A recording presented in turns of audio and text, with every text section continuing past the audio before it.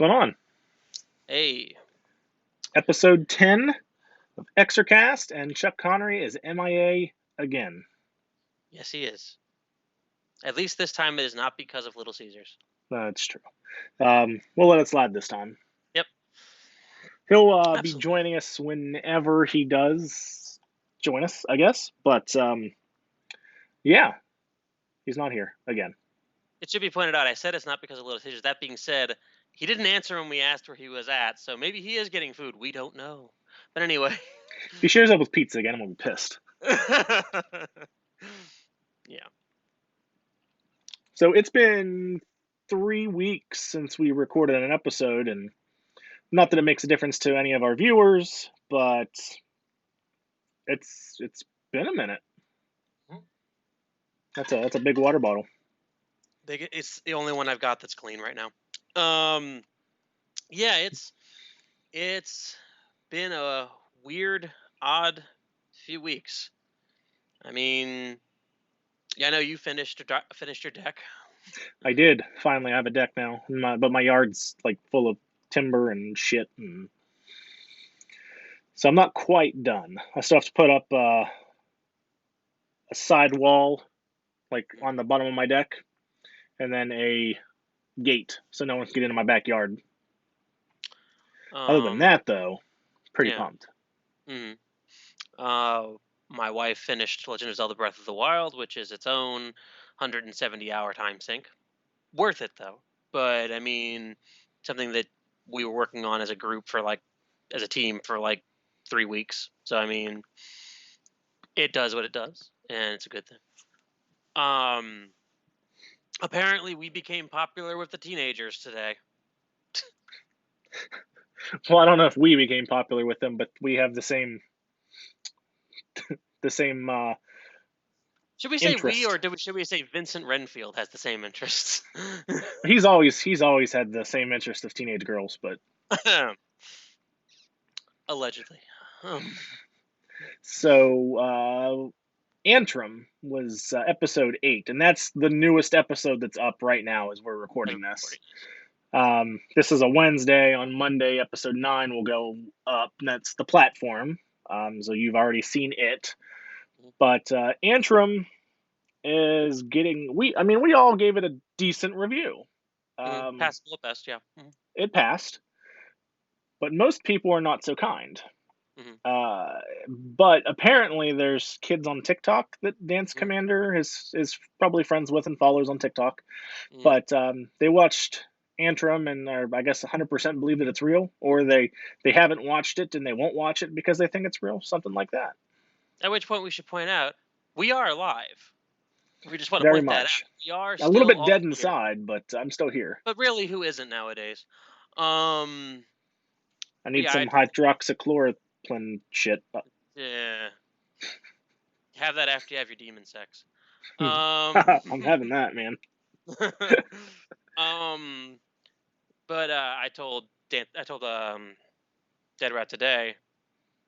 I said what we really need to do is get them all together, and we need to show them Paranormal Activity, Blair Witch Project, Cannibal Holocaust, that weird movie that everybody forgets about, The Fourth Kind, that was supposed to be a documentary about sleep paralysis and stuff that had Mila Jovovich in it, and Snuff. Tell them they're all real and watch Just Fun to begin. Because apparently you can claim anything in a movie now and people will believe it's real. Well, I mean, people think like the Texas Chainsaw Massacre happened as it says so in the film. Yes, so this is true. I should be clear. Yeah, you're right. I mean, anything that says based on a true story, I mean, it may be the teeniest, tiniest bit of a true story, but people are going to take it as gospel. Which does make me wonder exactly what they think is real about it, because if they from what he said, they think it is a real film, as in that it was made in the 70s. Right. Which I guess I could get behind that idea, like that they could see that or think that. Sure. But it's not the movie that I would have predicted that people would latch on to in the quarantine. Well, even on let me see here. they started following us today on Instagram because of the review, Hmm. and their bio for Antrim on their Instagram says re-release of the 1970s feature film. Antrim regarded as the deadliest film ever made. Well, I mean, as we've just established by discussing hydroxychloroquine, you can say a lot of things on the internet. Um, um, but yeah, so that was a new surprise for the day. News-wise, I mean, it's been 3 weeks, so there's been quite a lot come out. First of all, we should. Well, I'll say it first. First of all, we should pay respects to John Saxon. Uh, I mean, the man was truly a great guy when I met him almost a Absolutely. decade ago.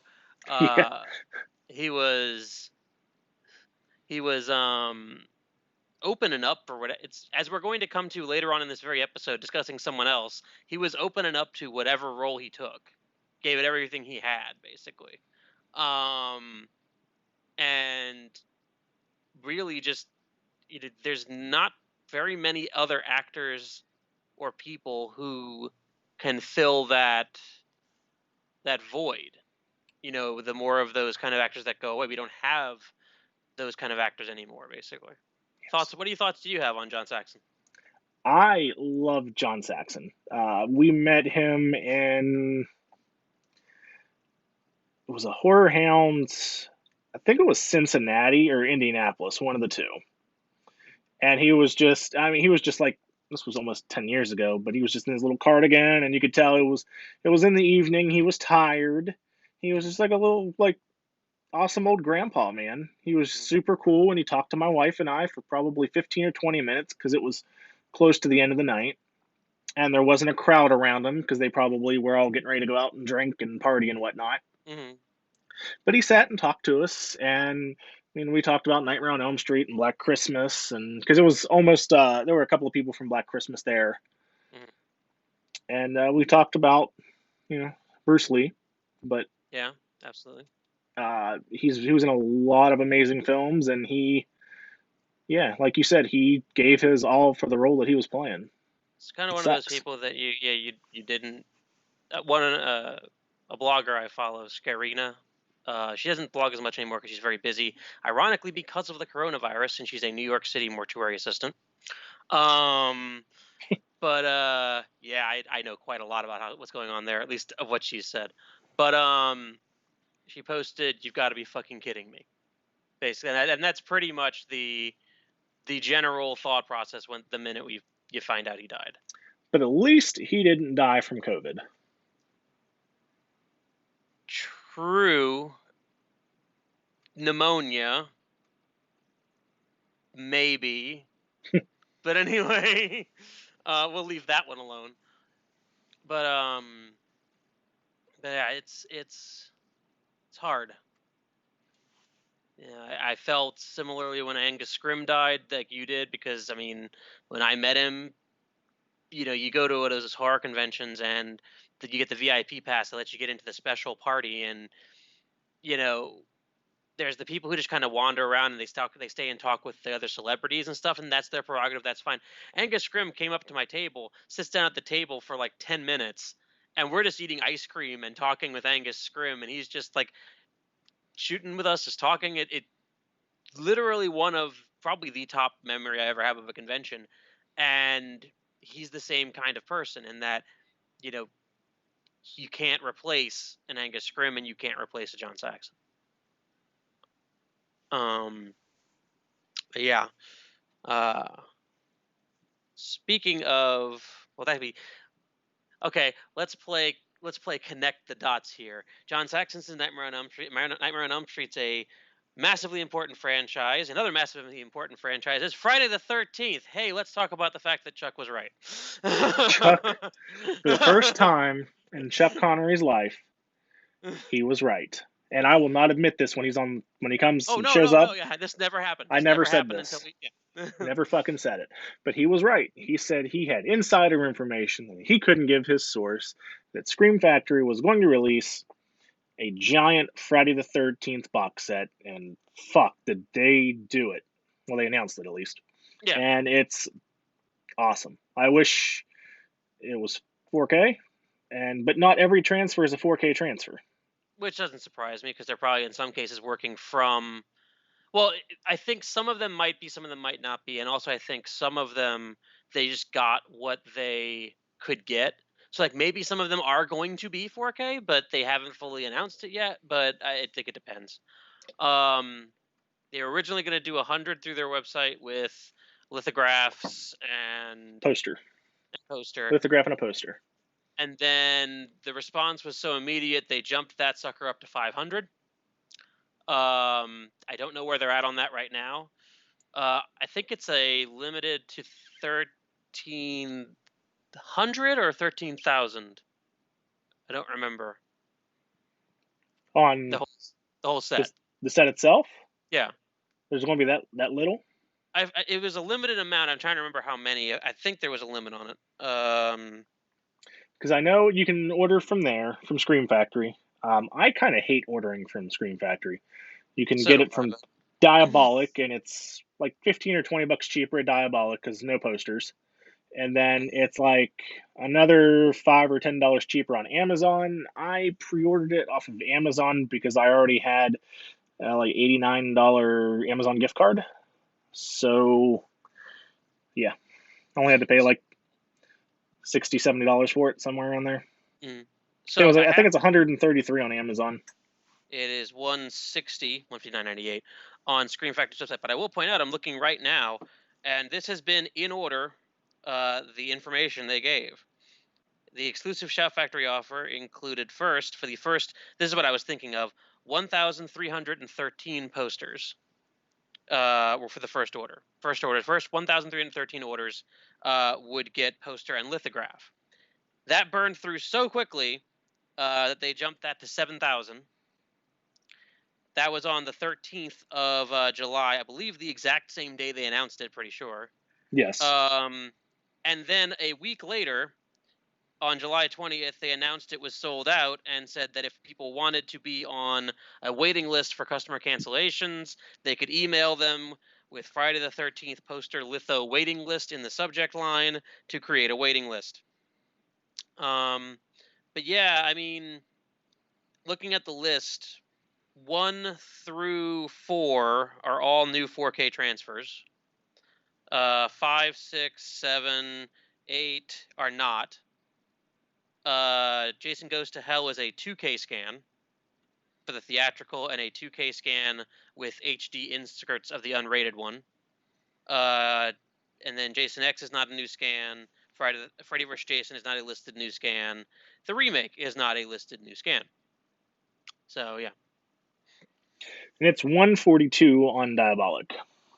I would have ordered from Diabolic if I didn't have an $89 Amazon gift card.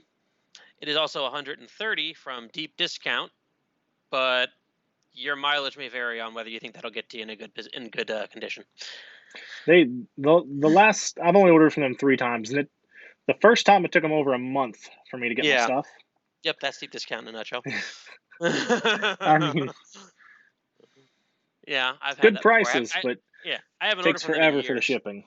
Haven't ordered them from them in years, but good on them. I mean, it's gonna. My hope is that they do a little more with it than they did with the Halloween one, in the sense of how many copies they did. And the fact that the Halloween one, I forget. I know there were 2 versions of it. What was the difference? Like, what was the first one? What was the difference there? I can't remember what it was. It had bonus discs, right, or something like that. Something like that. I have the Chuck. Chuck has the smaller one. Like, I don't know if they're slimmer DVD like discs, like cases, but I'm pretty sure one's a smaller box than the other. Yes, they are. And I have the whatever the more rare one is, but I don't know what the difference is. I'm like the one person in the horror community that, like, the Halloween films are just like, cool, they're good, they're great films. I'm similar. But I'm 100% any day of the week going to take Nightmare on Elm Street, Friday the 13th, and a majority of the films of the time over them all. I mean, they have their purpose. I don't hate them, but I mean, like I I honestly hate some tend of to. them. Well, let's be clear. Yeah. You ain't Michael Myers. I'm Michael Myers. Anyway. That was a good episode. Yes, it was. Oh, and still provides content to this day. Um, but yeah, I mean, I will say, I think you brought it up when we were first talking about it. It raises the question of at what point they're going to do Nightmare on Elm Street, because I want it. Warner Brothers did it, but didn't do the greatest job of it. I have the UK one because it came out a few months before, Mhm. and I couldn't wait. Like I couldn't wait for the US release, so I got the UK one, and I know neither of them look great. So, funny thing was, we were talking this morning about new releases that showed up on Hamilton Books. Uh, One of the things that showed up on there, besides I pointed out to Dead Rat the $200 immediately sold out Al Adamson collection, is for $24.95 right now. You can get the Nightmare on Elm Street collection Blu-ray set from Hamilton Books with free Pocket Pop Freddy. Okay, $25. You get the whole non-remake set, basically. 1 through that's, 7. that's okay. It's a good deal, as I'm saying. It's so if any listeners are interested and want to get it before someone inevitably releases it in a better version later on. Inevitably. Definitely pay less for it now than you will for whatever the It new would one be, is. as we're recording it, it is $24.95 on Hamilton Books. Um I'll try to put a link below to all of these things if I remember to. yeah, we'll try. But we do our best. That's all. That is the Exorcast motto. We do our best. Which is it's it's one of those, a little in Definition between. changes Yeah. in time. But moving on. Uh, Current push is that Arrow is announcing this coming Friday as we're recording it something involving a tarot card, Four of Pentacles. People think it's Four Flies on Grey Velvet. I don't know why it would be. The card has a B on it. People think it might be Wolf of Wall Street. Again, I don't know why it has. It is what it is. But Scream Factory did release um, William Castle's Bug, 13 Ghosts. Those are Arrow's Gamera collections, going to come out in mid to late August. Those are some of the bigger things. And as I found out by accident, apparently there's a Deep Blue Sea 3. Don't know why, but that's apparently out as we're recording this. I logged on Uh, to Voodoo and found out that I can own it today. I bet you can, which brings us nicely to another piece of news, which is that AMC, who originally said, we're really mad that Universal wants to do all their stuff on streaming, so we're not going to show their stuff anymore. Now they announced they have made a deal with Universal that they're going to do a 17-day window of theatrical releasing for Universal, after which Universal can put it online. It's not bad. It's not a bad idea. I'm just curious how it's going to work, because there are going to be times where a movie comes out that Universal puts out, does really well, and then are they going to just completely pull it? Or are they going to like reduce it slowly? Are they going to try and force people to watch it online by kicking it out of theaters completely in 3 weeks? Because I mean, you know, it's a common thing. The movie stays at the top of the box office, makes hundreds of millions of dollars for like Stays 2 in or the 3 theaters weeks. for 3 months. Its second Yeah. run, exactly. Like, how does that affect that? That's what remains kind of to be seen. Someone pointed out that, as an example, that theoretically means that Halloween Kills could come out like early October, be on streaming by the end of October for Halloween. I'd be okay with that. I mean, that's At it. this And I point, don't I'm think all it's a right bad with not idea. going to a theater for a very long time. So Yeah. I don't blame you for that. Sometimes for certain things I kind of need to, just because it's the only way I can see it easily. Mostly anime movies and things like that. But yeah, I don't disagree with you on that. That some movies definitely need to go to theaters. like I've lost count of the movies that I've forgotten since I first saw a trailer for them, but never ever saw them because they never actually hit theaters, and I completely forgot about them because I admit I'm not as hooked into streaming as I should be, but that kind of thing. So, but I mean, it's still, at least it's good that they played ball to basically to save their company, because that was already possibly going to go bankrupt if they hadn't. So, but I think it's great, mm, personally. I Uh, mean, you use Voodoo a lot more, I and do. also you heavily use the streaming stuff for your kids, which again, legit, perfectly good reason to do it. Like, coming from two different worlds, you'll definitely get more use out of it than I will. Oh, I'm like 100% done with buying Disney movies and shit like that Mm, physically, mm, because I don't know. I mean, of course now it's not on Netflix anymore, but I don't know how many times that I had bought a Disney movie that mm, my kids were excited for. And I bought the Blu-ray, so we had a digital copy, and then literally like a fucking week later, it's on Netflix. mm. And now they're all on Disney Plus. Yeah, and which I fucking have. So, and Yeah, they've got exactly. a I get you. Roku stick and or the Fire Stick, some shit in their Mm, room now. So mm. they're good. Yeah, Yeah, I Cartoon understand that. Network, Boomerang, and Disney Plus. Yeah, I get it. I get it. Um, and about the only other thing that you were thinking about talking about, we'll try and keep it short because I'm sure if we went on long enough, we probably could have a nice, long, raging, screaming, angry Wait, discussion about it. Blue Underground, Oh yeah, right. 4K, Yes, Daughters of Darkness. yes, yes. I'm like Daughters of the only Darkness. person excited about this movie because I legitimately like it. I feel like I've seen it in 35 millimeter. That's very cool. Um, I think it was the one I saw. At the time I saw it, I was okay with it, didn't hate it. But yeah, there was a place in Jersey. It was like, I almost always, when I saw a 35 millimeter movie, I had to travel all the way to Poughkeepsie from New Jersey. It was like a 2-hour drive, and then the movie would end at midnight. I would get a hotel. I'd have to drive back in the middle of the night down the turnpike, or I'd have to go just outside Philly and do the exact same thing around the Pennsylvania Turnpike, which is terrifying when your heart's hammering in your chest because you shouldn't have done a 5-hour energy shot.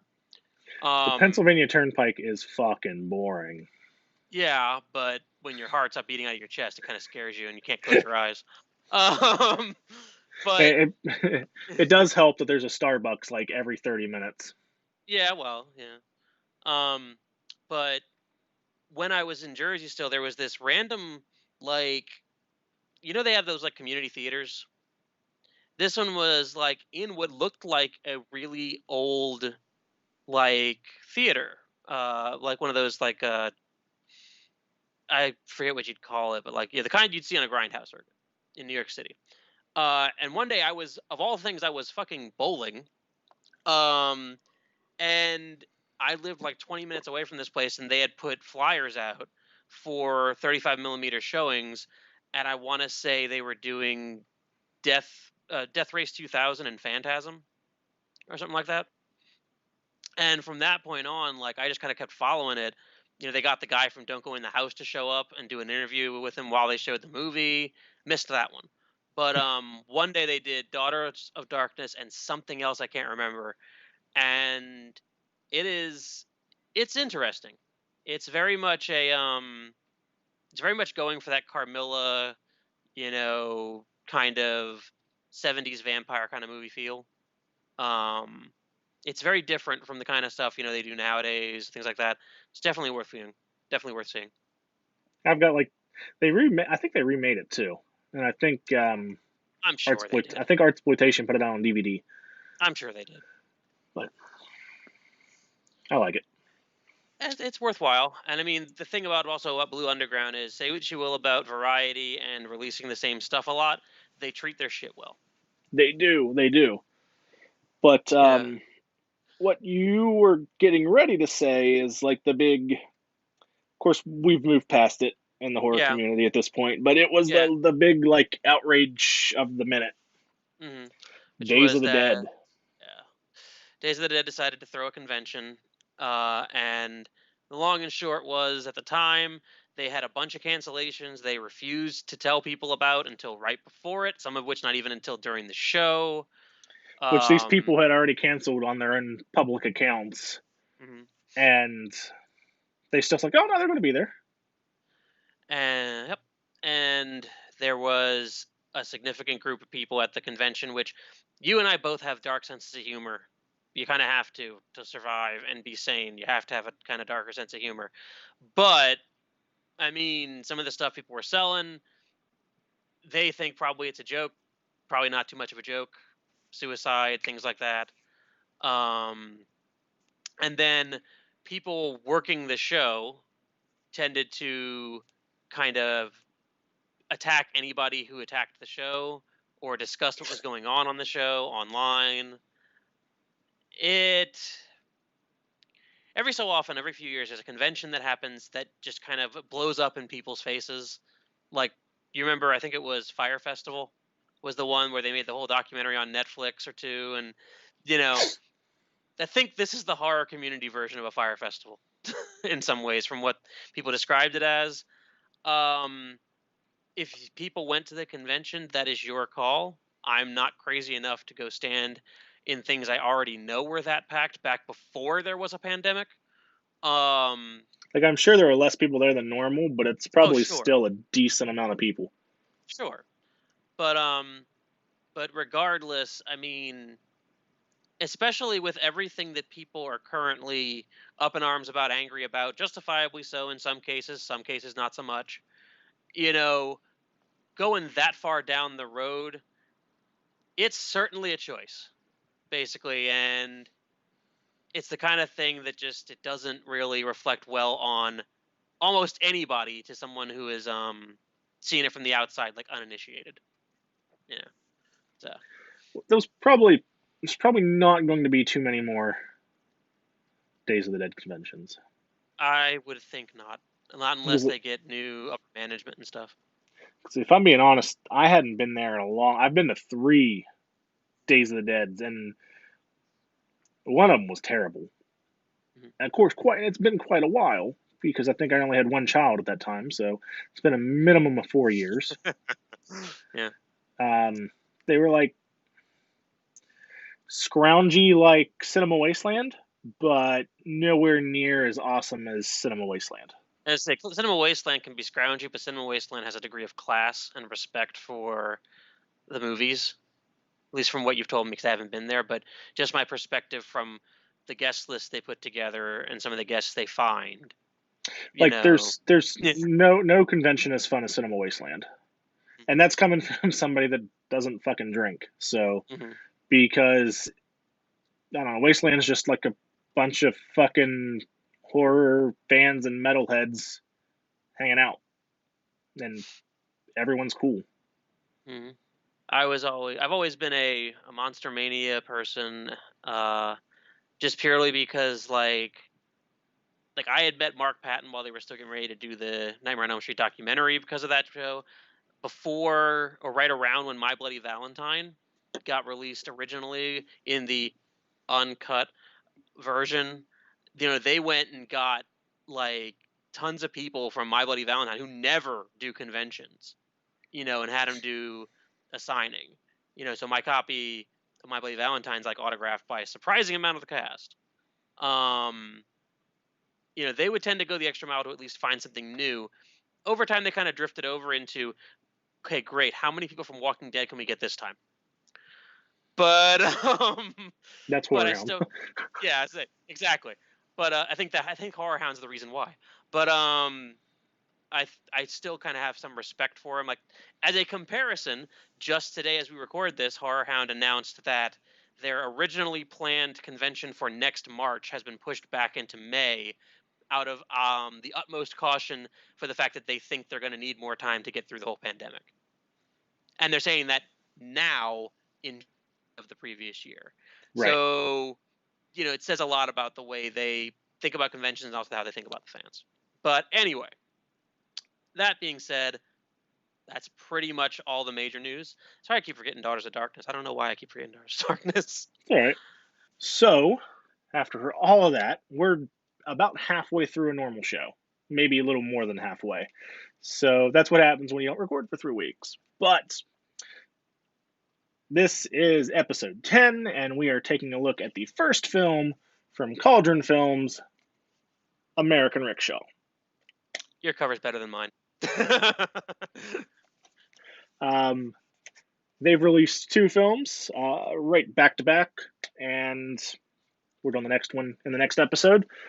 But this one, I keep trying to get it in the screen there. It's weird. On the screen. It's been on screen. You're good.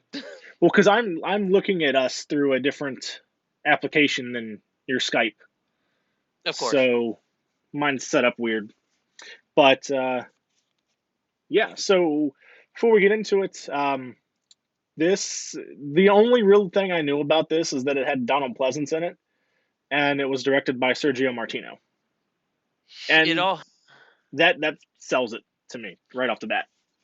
I actually, it's weird sometimes how my collection goes. Like, weirdly enough, I already had this movie through other means we won't go into.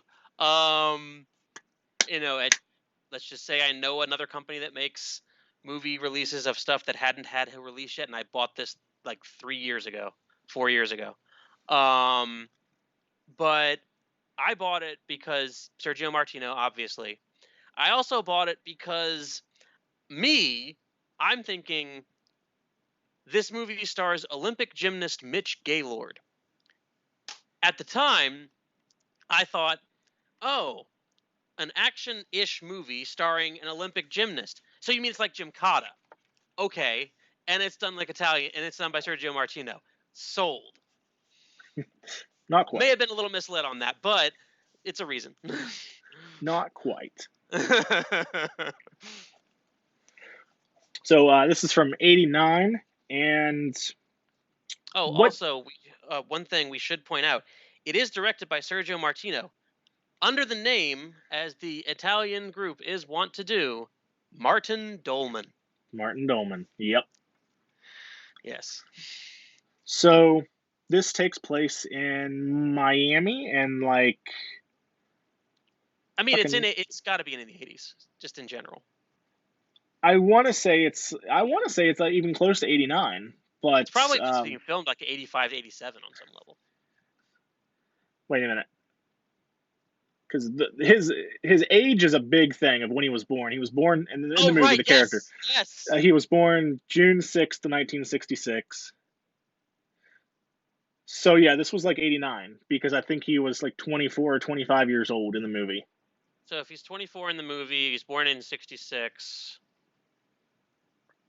Yeah, it'd have to have been taking place at the time it was released. Yeah, approximately. So that's somewhere around there, we'll say at least.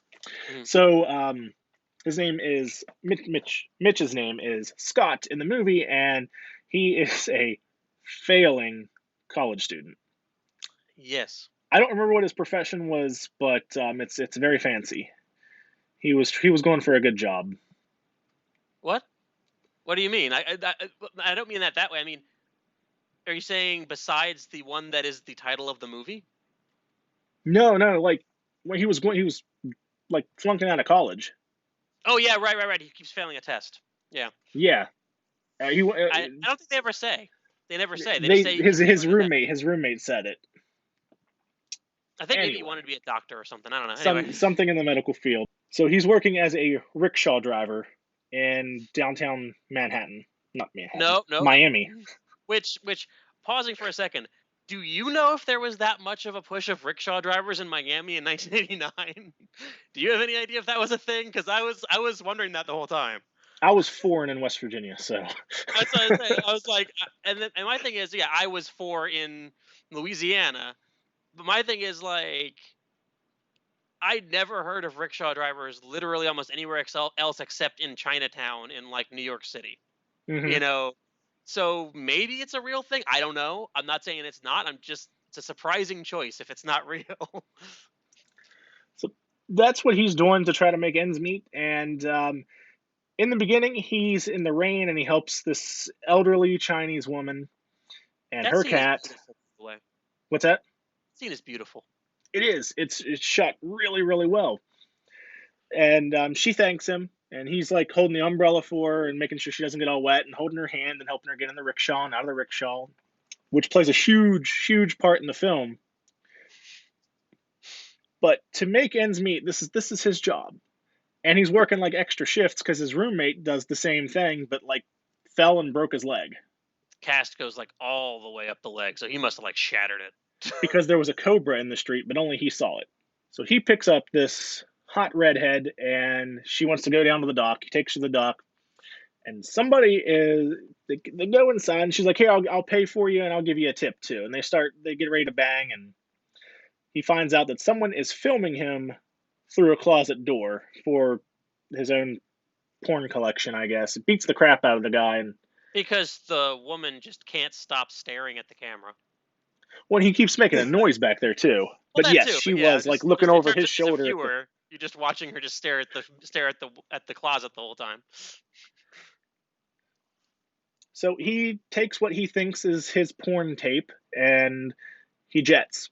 Finds out There's it like wasn't a the real pile of like tape. 7 of them on the thing. Yeah. Yeah, finds out it wasn't the real tape. Goes back, guy's dead. Um, On the tape and is the guy he was talking into the filming camera.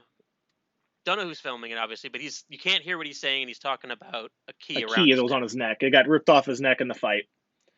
Somebody wants this key, and they think Scott has it, so they're going after Scott. They frame him for murder, and the whole thing is that he's trying to figure out what the hell's going on, why he was set up, and why this Chinese lady has anything to do with it. And you have made this movie sound about 500% more sane than it actually is. There's a lot going on. There's even more going on than that. Oh yeah. Like, how much do we want to go into what this movie is about in terms of that? And I'll put it that way. I'm not going to Donald, spoil much, Donald but Pleasance plays like a Southern Baptist, like mega church guy. yeah, He's like fucking Joel Osteen of the South. yeah. I guess, yeah, Joel Osteen, I guess, is from the South. I don't know. He's from But Texas. Call it works up fine. Yeah. sure. Mm. So, kind of the same thing. He's on TV, very wealthy. And his sermons, though, he's like, "You made me rich." He literally said that, like, "I'm rich because of you, but I'm here to tell you all how, save your life," and all that religious bullshit. Near the end of the movie, at some point, he's giving a sermon, and he says something along the lines of, I need money from you because, of XYZ thing that happens." So, yeah. Scott was born year of the tiger, and they make it. um, I'm gonna have to just say this real quick because I was hoping Yeah. you'd say that. Okay. Did you research that? I did not. Is that not the year of the tiger? No, it is the year of the horse. Which is at the point that I'm going to point out, just to say, you watched American Rickshaw. The copy that I have is under the alternate title, which is American Tiger, in part named after the shirt he wears as he's running his rickshaw at the beginning of the movie, which he says is because he was born June 6, 1966, in the year of the tiger. It's the year of the horse. That's awesome. That is literally the only reason it is called American Tiger, and the only reason he wears that shirt. And I was thinking about this just before we recorded. I'm like, you could have just called the movie American Rickshaw and gave him a horse shirt, because he's pulling a rickshaw. He's a horse. Yeah, So, yeah. but yeah, I just wanted to point that out if you didn't know. Yeah, it's the year of the horse. But for the sake of this movie, we will say it is the year of the tiger. Wow. That's like a big and, obvious error to make. But that's okay. Like I said, you can do that kind of. It's still fine because Sergio Martino.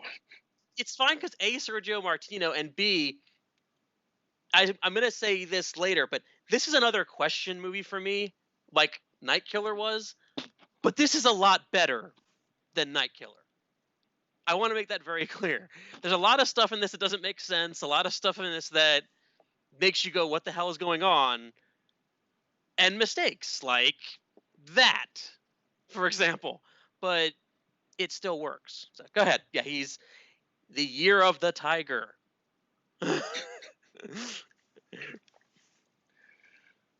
So there's a whole supernatural element to it, but in reality, the whole premise of the movie is that they're everyone's trying to find this key. They think Scott has it. Scott teams up with the prostitute. Excuse me, striptease artist.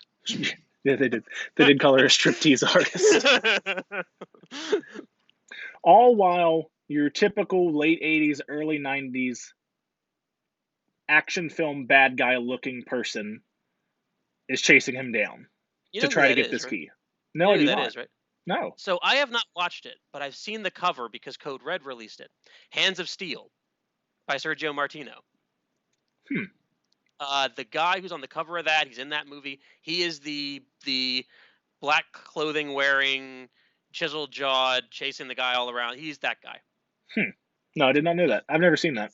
I've never either, but he's on the cover, and once you see the cover of that movie, you know it's him in this movie I because mean, he looks exactly he looked familiar to begin with, but the same. at the same time, like I said, he looks like every villain Yes, in that an is true. action movie from that time. That He's wasn't here like because a Sergio Martino, but yeah, he's an '80s villain. You mentioned mysticism.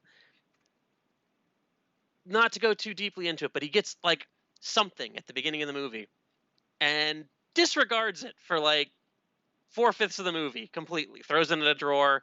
But one of my favorite things is every single time he starts reading the letter that came with it, something has to interrupt him. Once and he he just disregards it every time. once he gets attacked by the overly, clingy Hispanic next door neighbor, which I get it, fine. He drops it behind a garbage can. Great. The one that made me laugh my ass off is he's back later on a little bit, walks down the stairs, notices the letter is still there behind the garbage can, having been half chewed by rats, starts reading it again, and just a couple of kids come walking in and talk to him, and he goes, "Oh, hey," and then he just leaves. It was Completely almost forgets as about if he was like, I don't want them to think I'm digging through the trash. it. It's gotta be something like that, but yeah. But yeah, it's also, it should be pointed out, this is very, so yeah, it's got a lot of, we'll call it Far East mysticism thrown into it, blended in. Um, and it's also very much trying to go into that 80s vibe. I mentioned before the show to you, there's another movie called Miami Golem that was also done by an Italian director around the same time, because for some reason they just wanted to make movies. Italian people wanted to make movies that were set in Miami and involved supernatural shit. Almost knocked the computer over. Live. Ish. Um, but also the other thing about this movie is, one time when I watched Terror Vision, I liked Terror Vision, but my thought process on it was, wow, is this movie 80s? Wow, is this movie 80s? I mean, when you mention, that the guy chasing him is your standard stereotypical 80s baddie, there's that half of it. Then there's the fact that she's a striptease artist, which means you have to go to the strip club 3 times during the movie for the nudity. And then she has to also be naked about 3 or 4 times in the movie. There was a decent amount of nudity in this I was movie. gonna say, And I wasn't yeah, expecting it at all, actually. yeah, yeah. There's also sprinkled throughout are little moments that you watch it and go, wow, that couldn't have been made today. Whether it be, lines or actions by the main character, the very, very light current of unintentional homophobia that runs through it in the beginning. um, you know, Which it's which there. It's is 80s. That's what I'm saying. It's 80s. I get it. I get it, but but it's there. I couldn't help but laugh because the homophobia thing, like, one of the other rickshaw drivers is super flamboyantly Oh openly yeah. gay, Oh yeah. and it seems like he's in love with Scott's roommate, who was the injured broken leg rickshaw driver. He's like, oh, where's so and so? And he's like, oh, he's at home with a broken leg, drinking beer, watching TV. And Scott's sitting there on his rickshaw, and he's got his book, like his school book, and he's reading. and the guy puts his hand on Scott's hand, and he just nonchalantly like picks it up and takes it. Like it's just common that it just continuously happens to him, and he's not fazed by it at all. Well, I it's laughed. well, the thing is, I think honestly, it's the main character mostly because there's that moment where they're talking about the tape, and he's like, "I gotta go back and get it," and his roommate goes, "Why?" And he goes, "Do you think I want him jerking off to me?" And I'm like, okay, like it's not like blatant screaming, all over the world, but it's there. It's an undercurrent, and you get why it's there. Although I will say my favorite example of it's the '80s, so that was okay, was the point where he's trying to get information out of the striptease artist and has snuck into her car. And in order to convince her to go with him, she's hesitant. And he's like, either you're going to take me or I'm going to stick you with this. And he's got a needle that he picked up and he goes, I got this from the alley. I'm sure you're familiar with AIDS. And Yeah, I'm I like, caught that. ooh, okay. Okay. I forgot that was the. Yeah, yeah. But this is kind of like this is a situation of I was talking to my wife about the idea that sometimes like in comedies they don't age well, like because people beat the jokes into the ground. I was watching something about that and they were talking in that about Borat and how Borat references from 14 years ago, they're dead. Like right now you can't make that reference apart maybe from wearing the costume, because they're not funny anymore in that kind of way. Sure, it's not okay that this kind of thing's in it, but it's also in it because it was the '80s. Like, it's kind of what Mark Patton mentioned in the Scream Queen documentary about where Hollywood was in terms of gay people and AIDS in the '80s. It's a part of it. It's unavoidable. And to be perfectly honest, yeah, it's there, but it doesn't distract you from the movie. It's not like so much present that it becomes irritating, basically. So I don't know on that. Yeah, I mean it was there. It's the way it was. It may not be the right thing, and it never was, but you can't really do anything about it. Yep, basically.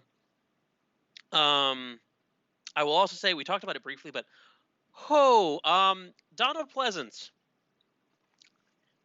I looked this up before the show because I was curious. Did you know he was about 70 when he made this movie? Are you serious? Yes, he was. I think. Let me double check that. I looked at it up earlier. I think that's what I found out. Let me double check that. Because he looked.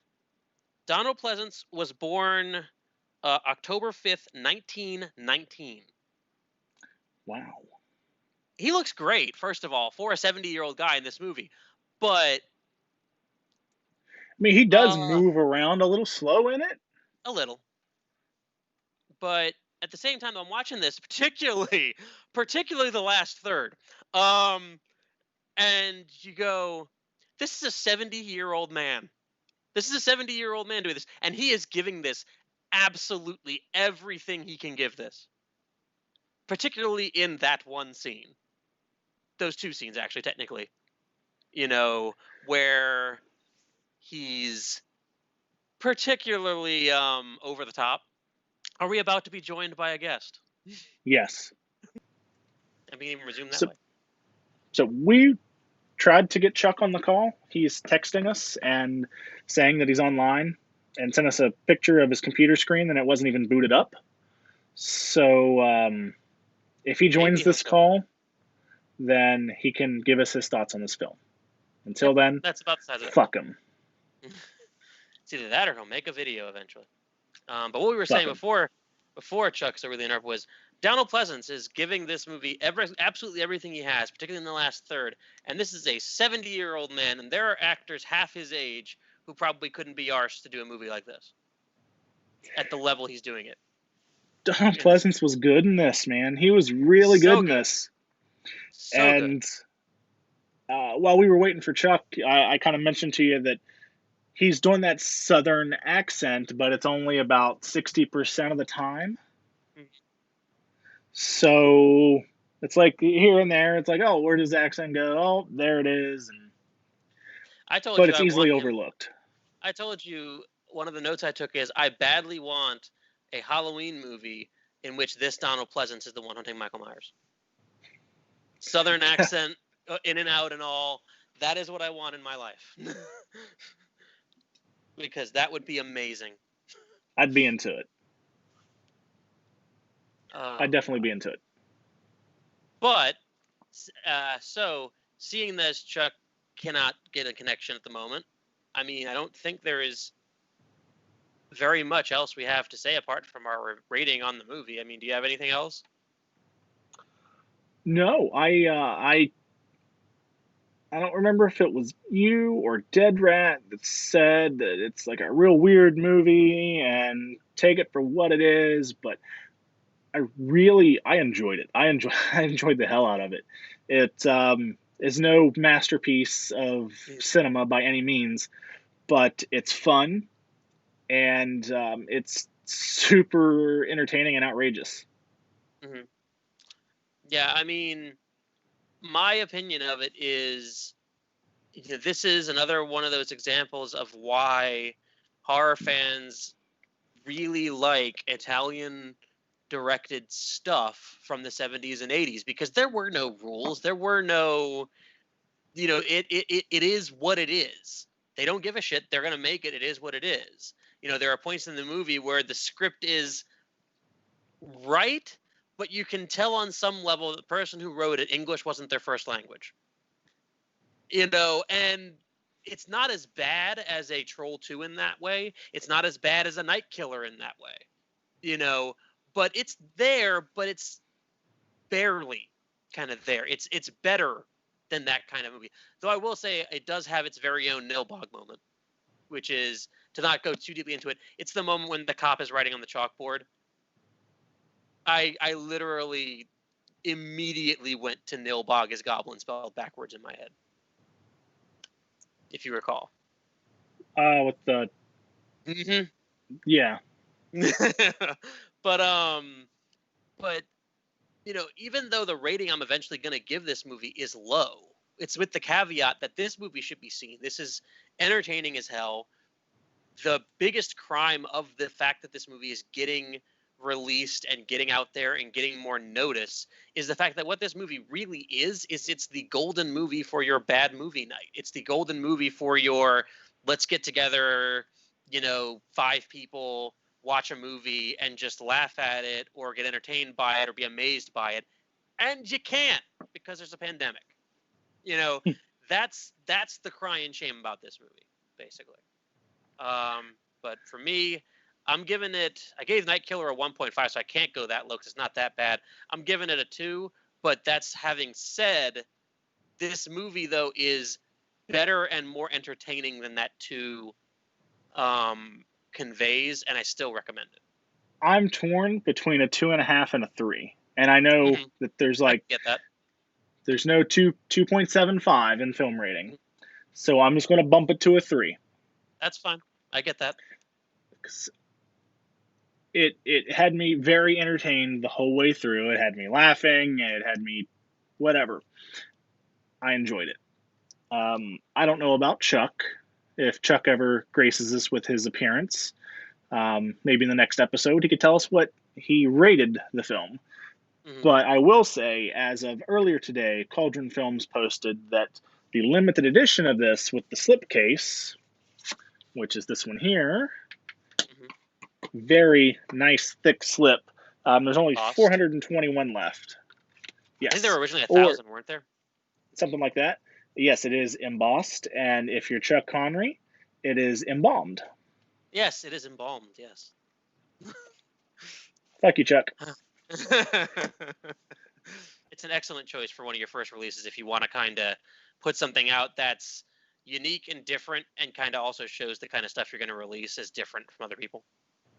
Yeah, if the only other company I could see releasing this film if it wasn't Cauldron would be like Vinegar Syndrome, because this definitely seems like it would be up their alley as well. Oh yeah. But yeah. I mean, we haven't obviously got to the next episode. We'll get to the second Cauldron release, but they are doing a hell of a job. Mhm. They've announced so far that the next two, they haven't said what they physically are yet, but they said on their website in their future releases that their third release is a 70s Euro title, and their fourth release is an early 80s Euro title. So I think there was a little more they posted on Facebook, but it's still not really enough to kind of Still nail very, anything very down. vague. Yes. Not a whole lot in the way of special features on this. It's a 2K restoration. You've got interview with Sergio Martino and the production designer. And I watched that last night, and it's a great interview. And there's a commentary on here. Didn't get. Holy shit! Yeah. Where did you come from? That's a And good what question. the hell is that background? I don't know, but I don't know. I get back here, my internet's not working. So. Well, you got Chuck 5 just minutes. looked like so a fucking supervillain sitting in a throne or something when I looked up. Ever since we watched that movie, man, I've had bad luck. That's what it is. Oh, you mean Antrim? Yeah, nobody's died. Well, nobody watched the movie. Yeah, but I still think on some level we're at fault for John Saxon's death. But anyway. That's pretty deep. So I missed the whole thing, huh? We're at the end of the episode, Chuck. What's your rating for 5 American Rickshaw? American Rickshaw is 3.5. Ooh. All right, I gave it a 3. Impressive. I I gave it a caveated 2. They gave it a caveat too. It reminded me of like a movie. It's like something you'd see Vinegar Syndrome release. Just said that literally. It sounds just like it was just like that. You know, an Italian attempt at a Shaw Brothers movie, which had its moments, which also there's parts of it that made absolutely no sense. Mm-hmm. But I'm overriding it for the fun portion of it, so Yes. that's why I give it what I give it. Yeah, that's exactly what I did. Yeah, and as far as the other one goes, we ain't got there yet. We're not there yet. All right. We had a lot of news you missed. Okay, so let's go with that. Okay. Well, is there anything about the release of the film or anything in general in the film that you want to say? Well, I want to give them some dibs for this release here. Okay, look at this. We got this cool box. It reminds me again of those limited edition ones that Vinegar Syndrome did. Particularly their archive stuff. Yeah, I had no clue what a rickshaw was until I watched this movie. So now I know what an American rickshaw is. So apparently, I like the release. There's a podcast on it about the movie that I found interesting. I haven't got to that yet. Yeah. No, there's a podcast episode in there. Oh yeah, you're right. Yeah. I remember that. I was getting ready to say that, and then I looked up and fucking saw Chuck. Yeah. The projection booth is supposed to be a really good podcast, so. Yeah, if you're a little lost, with some of it, it may help sort some of that out. So there you go. Yeah, I'm definitely going to go back and watch that. And I may do the commentary as well. Well, might as well, right? Mm. Boys, I'm sitting here with the non-corona code here. Okay. Mm-hmm. Temperature's 88.2. I'm fine, all right? Sure. Yep. A little low. Mine's always around 87, 88. Always. That's fine. So, okay. Any parting words for Cauldron's first release? It's nice. It's a nice release. I when I put the unboxing online, I put a link to Diabolic, and so the Diabolic links. Okay. Well, the I guess it's one of the guys that, besides Jesse, that works for these people, went and put the Cauldron link on there. So he wanted you to? They just put the link there. They said, if anybody wants this, here it is. I'm sitting there like, well, I put the Diabolic link. So I mean, get it from Cauldron, get it from Diabolic if you're interested in it. I haven't yet, but I probably will at least. I might. There's a strong chance I'll probably get it from them. I'm pretty sure that they prefer you to buy from Cauldron. Oh. From what they've said, yes. Yes. Oh. I would like either way, as long as you get it. I'd like to add, the only thing that really bugged me about this movie was how awkward it was during the big church parts where you can obviously tell they've inserted stuff into it. like when Donald Pleasance is up, doing his thing there, at the pew, and then you cut to the crowd, and it's obviously like a Billy Graham deal or something they're showing. I mean, you got to do what you got to do, man. You got to do what you got to do. It's old school it's 89. filmmaking. Yep. And Donald Pleasance didn't look well to me in this. He was 70 years old. Just about. That may be why. That may be why he didn't look well. I actually went and checked in terms of the age, but I also was looking at his filmography. He didn't do much more. He did Halloween 6, obviously, after this. But, he was in that, like, waning time frame of his career. And that's why one of the things we were saying was there are actors half his age who would not have put as much into this role as he did, considering the fact that he was 70. I mean, it's impressive. I don't know how well burning a VHS tape in the oven would really do, though. I mean, that seems like that would cause more trouble than good. We didn't even mention that, but yeah. Yeah, we didn't mention that, but yeah.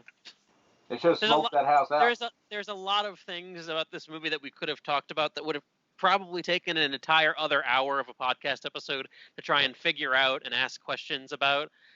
I tried to be real, leave those alone in this, because a lot of those kind of things, I think, need to be seen, basically, in terms of that. So yeah, that's a thing, but yeah, we didn't bring it up. Okay, I'm done now.